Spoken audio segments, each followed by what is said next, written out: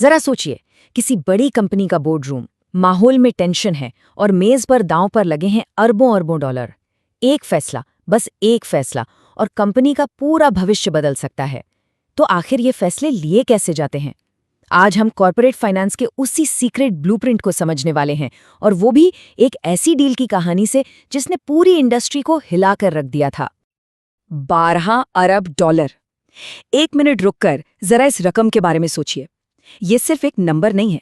Corporate की दुनिया में ये वो नंबर है जो कंपनियों की तकदीर लिखता है और कभी-कभी तो इतिहास ही बदल देता है। साल 2007 में यही थी वो हैरान कर देने वाली कीमत जो टाटा स्टील ने अपने यूरोपियन कॉम्पिटिटर कोरस को खरीदने के लिए चुकाई थी। ये सिर्फ एक सौदा नहीं था, ये एक ऐलान था। ये उस वक्त किसी भी इंडियन कंपनी का सबसे बड़ा विदेशी अधिग्रहण था। एक ऐसा कदम जिसने दुनिया को दिखा दिया कि भारत की कंपनियां अब ग्लोबल स्टेज पर आ चुकी हैं। तो बड़ा सवाल ये है, कोई भी कंपनी इतना बड़ा, इतना गेम चेंजिंग फैसला लेने के बारे में सोचती भी कैसे है? वो कौन से नियम है, वो कौन सा सीक्रेट फॉर्मूला है जो उन्हें इतने बड़े रिस्क को समझने और फिर उसे उठाने में मदद करता है? चलिए इस रहस्य से पर्दा उठाते हैं। इसका जवाब ना 3 बहुत ही सीधे साधे लेकिन बेहद पावरफुल फाइनेंशियल डिसीजंस के फ्रेमवर्क में छिपा है।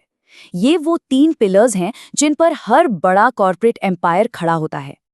इसका जवाब छिपा है एक पावरफुल फ्रेमवर्क में, जिसे कहते हैं फाइनेंशियल मैनेजमेंट।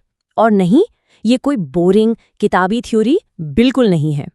इसे समझिए, ये एक खजाने का नक्शा है, एक प्रैक्टिकल ब्लूप्रिंट जो हर सीईओ को अरबों डॉलर के दांवपेच में रास्ता दिखाता है। देखिए, फाइनेंशियल मैनेजमेंट असल में बस 3 बड़े सवालों का जवाब देता है। पहला, पैसा लगाना कहाँ है, जिसे हम कहते हैं इन्वेस्टमेंट डिसीजन। दूसरा, पैसा आएगा कहाँ से, यानी कि फाइनेंसिंग डिसीजन। और तीसरा, जो प्रॉफिट हुआ उसका करना क्या है, यानी डिविडेंड डिसीजन। तो चलिए पहले सवाल से शुरू करते हैं। तो सबसे पहला सवाल, पैसा लगाना कहाँ है? यही है इन्वेस्टमेंट डिसीजन।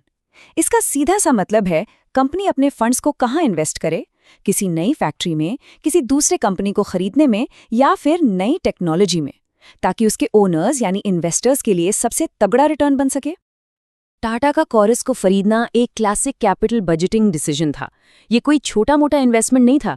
ये एक ऐसा फैसला था जो कंपनी की किस्मत पर आने वाले कई सालों तक असर डालने वाला था। और जानते हैं, ऐसे फैसलों में कोई अंडू बटन नहीं होता, इसलिए इन्हें बहुत बहुत ज्यादा सोच समझ कर लेना पड़ता है। ठीक है, तो टाटा ने ये तो तय कर लिया कि उन्हें कोरस खरीदना है, लेकिन अब आता है 12 अरब डॉलर का सवाल। इतना सारा पैसा आएगा कहाँ से? और यहीं पर आता है हमारा दूसरा बड़ा फैसला, फाइनेंसिंग डिसीजन, मतलब फंड्स जुटाने की कला। कंपनियों के पास मोटे तौर पर 2 ही रास्ते होते हैं।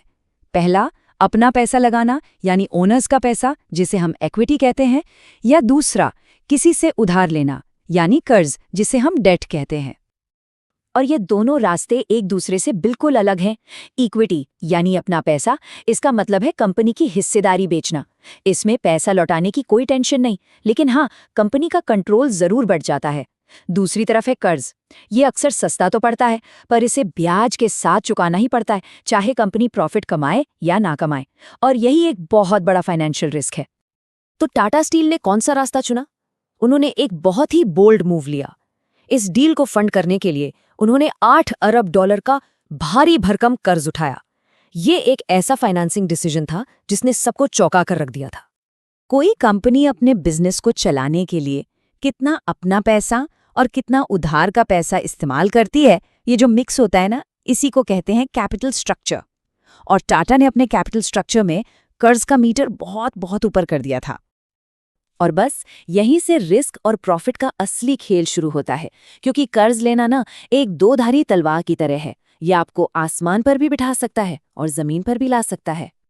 इस पावरफुल स्ट्रैटेजी को कहते हैं ट्रेडिंग ऑन इक्विटी।